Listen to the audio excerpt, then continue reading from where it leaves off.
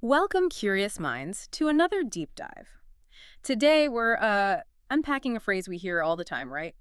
Off the beaten path. Yeah, it conjures up all sorts of images, adventure, hidden places. Exactly. But what does it really mean? Is it something you buy or something you find? So our mission today is to explore that, looking at it through two really different lenses. Two perspectives. Right. First up, we've got a source that gives a very concrete take. It's an excerpt from Exceptional Travel Active Outdoor Journeys Off the Beaten Path. A travel company, basically. Yeah, a company that literally builds its brand around creating these unique, maybe you'd say high-end adventures. Then we'll switch things up quite a bit. We'll look at an article by travel writer Jody Ettenberg. Ah, yes, her piece. What does traveling off the beaten path really mean? That's the one. And while she really challenges the standard ideas, it's fascinating stuff. It really is. And what's great about digging into this is you'll see how it reveals some surprising ways to find, really memorable experiences. Yeah. And that applies whether you're planning a huge trip or, honestly, just going about your day, your commute even. The principles are transferable. Exactly. You can find that special feeling almost anywhere, and we'll sort of unpack how. Okay, so let's start with that first idea, the more maybe traditional one. This company, Off the Beaten Path, or OBP as they call themselves, Right. their core promise is pretty big. They say, basically, no one else connects you to the nature and culture of a place like they do. A bold claim. It is. They talk about this idea that travel is where the heart of the traveler meets the soul of the place. That's quite poetic. It is. And they back it up by saying they have like 30 or 31 years of expertise, local knowledge, all these connections. So they're selling expertise and access, essentially. Precisely. And it shows in what they offer. It's not your typical tour package. They do private custom journeys. That's their flagship. Correct? Tailor-made trips. Right. Plus small group adventures, ranch vacations, even specific stuff like fly fishing trips. So quite specialized. Very. And the places they go, we're talking nearly 20 global spots. Lots in the U.S. and Canada like Yellowstone, Grand Teton Glacier, Alaska's Denali and Kenai. Big natural wonders. Yeah, but also Europe, Africa, Botswana, for example, Australia, New Zealand, Costa Rica's cloud forests, Galapagos, Mexico, Pacific Islands, a huge range. Wow, okay. So these aren't weekend getaways? Definitely not. To give you an idea, they have a trip like Alaska's National Parks Grand Slam, 19 days, custom travel, starting from nearly $27,000. Whoa. Wow. Or something like Essence of Yellowstone and Grand Teton. That's 7 days, small group, starting around $6,700. So it's a significant investment. High-value, curated experiences. Exactly. So looking at this model, what's the core promise here about being off the beaten path? How does it differ from just, booking a regular tour? That's a great question. OBP really embodies that. Maybe more traditional, aspirational idea of off the beaten path. Mm-hmm. They're not just showing you the famous sites. They're leveraging their expertise, their connections to take you deeper to what they call the heart of the place. Beyond the surface level. Right. It's about professionally guided, immersive experiences designed specifically to get you away from the main tourist trails. It caters to people looking for structure, yes, but also high value and genuinely, unforgettable adventures, far from the usual crowds. And the focus is on immersion. Definitely. Immersion, cultural connections, active exploration.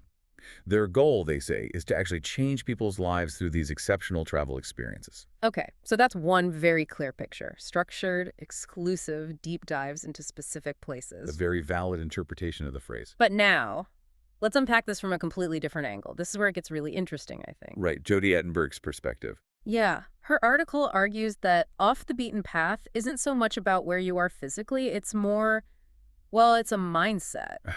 A way of seeing things. Exactly. She tells this brilliant story. She was stuck on a New York City subway, packed train, the opposite of remote. The definition of on the beaten path, you can say. Totally. And she looks around at this mishmash of humanity, as she calls it. Everyone crunched together, separate sardines, just commuting. A familiar scene for many. Right. And then some small thing happens. A joke about someone's giant arm blocking the way, someone accidentally pulling arm hairs. Sounds weird, but it broke the ice. Okay. And suddenly she's sharing her life story with a total stranger. And this funny sort of intimacy, she says, just bubbles up. These random people, these separate sardines. They start to take shape into real people. Yes, with quirks and stories just from a moment of shared awkwardness on a train. That's a fantastic anecdote. Oh. What's the real takeaway there, though? How is a crowded subway off the path? Well, what do you think? I think it perfectly shows that these meaningful connections, the kind we associate with off-the-beaten-path travel, can actually spark anywhere, Yeah. even in the most mundane, crowded places. Right, it wasn't planned. No, it highlights serendipity. It happens when you're just open to it, Yeah. even stuck on a delayed train. You don't need a fancy itinerary or remote location. It's about an internal shift, being present. And she's another example from Chiang Mai in Thailand. Ah, yes, the night market. That's it. Every Sunday, she'd go to this busy night market, get a massage, get some grilled pork. It was her routine. A place full of tourists, presumably. Oh, yeah. She calls it hustle and bustle. Definitely on the beaten path by any standard definition. Okay. But she kept going back to the same masseuse week after week. And over time, this interaction, this routine, built a real connection. Ah, consistency. Yeah. Full of, she says, slapstick humor and lots of laughs. Okay. And when she eventually left Chiang Mai, this masseuse and others showered her with hugs, gave her bags packed with food, real warmth. That really flips the script on authenticity, doesn't it? The idea that you need isolation, that you need to avoid other tourists to find it. Totally. It challenges that assumption head on. Absolutely. For Jody, that feeling, that off-the-path feeling, it didn't come from being alone in some secret spot. It came from genuine human interacting. Just looking around. Yeah, just Yeah. looking at the people around you, truly look, communicate, smile. It proves you can find that authentic connection right there in the middle of the crowd if you just choose to engage. It really makes you think about that question she gets asked all the time. You know, people wanting secret places, spots no one else knows about. Sinking that connection to others that feels special or sacred. Right, but maybe they're looking in the wrong, well, not place, but the wrong way. I think that's exactly Jody's point. When you synthesize her message, it's pretty clear. Off the beaten path can actually be a metaphor for authentic experiences. A metaphor. I like that. Yeah. It shifts the whole focus away from a physical location, an undiscovered place, and puts it squarely on people and moments with others. It's fundamentally about changing how we choose to engage the world around us moment by moment. An internal thing, not geographical. So, okay, let's try and connect these dots. We have the curated high-end adventure from the travel company. Deep immersion, expert guidance, getting away from crowds. And then we have Jody Edinburgh's idea, finding connection and authenticity in everyday moments, even crowded ones, through mindset. Serendipity, openness, human interaction. So the takeaway for you listening, it sounds like off the beaten path isn't just one thing. It exists on this, like, broad spectrum. It really does. From those big planned adventures to the small spontaneous moments. And this brings up a really interesting question. Can you actually learn this ability, this knack for finding adventure or connection anywhere? Can it be cultivated? I think so. And the reactions to Jody's article really support that. People who resonated with it shared some great insights. Oh, yeah. Like what? Well, many said it's a mental, subjective concept. It's more psychological than physical. It's about doing things you haven't done before. Like what kind of things? Could be anything, really. Talking to a stranger on the bus, traveling somewhere without booking everything in advance. Even, someone suggested, starting a new business. Okay. Stretching yourself. Exactly. It's about pushing you slightly out of your comfort zone. And often, travel itself kind of kickstarts this. It opens people up to become more adventurous. And then you can bring that openness back home. Precisely. You can apply it anywhere, even in your hometown. Someone mentioned finding off-the-path experiences just by taking a different route on their walk. Simple as that. Yeah. They discovered this beautiful multicolored house they'd never seen before, just a mile from home, because they varied their routine. That's a great little example. And another key thing people mentioned was saying yes more, taking people up on invitations. Like Jody, accepting that dinner invite from the Russian lady she met on the subway. Ah, right. That led to a deeper connection. Exactly.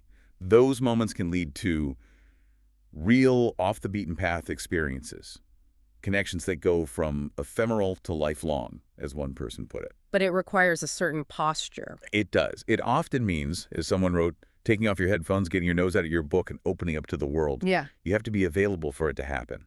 So what does this all mean for you listening right now? I think it means you don't necessarily need the big trip, the big budget to find these meaningful moments. Right. That feeling, isn't exclusive to exotic travel. The real value is understanding this dual nature of it and then applying it in your own way. Exactly. Whether you opt for that professionally guided deep dive into a remote wilderness, which is amazing in its own right, or you simply decide to, chat with the person next to you on your commute tomorrow. Yeah.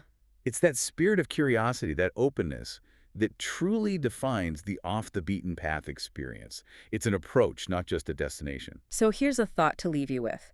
As you go about your week, maybe consider how you could take just one small step off the beaten path in your daily life. Could you find an unexpected connection? Make a little discovery right there, right under your nose. And maybe reflect on that idea. The heart of the traveler meets the soul of the place. Perhaps that soul isn't just in faraway lands. Maybe it's also found in those moments of genuine connection you create, wherever you happen to be.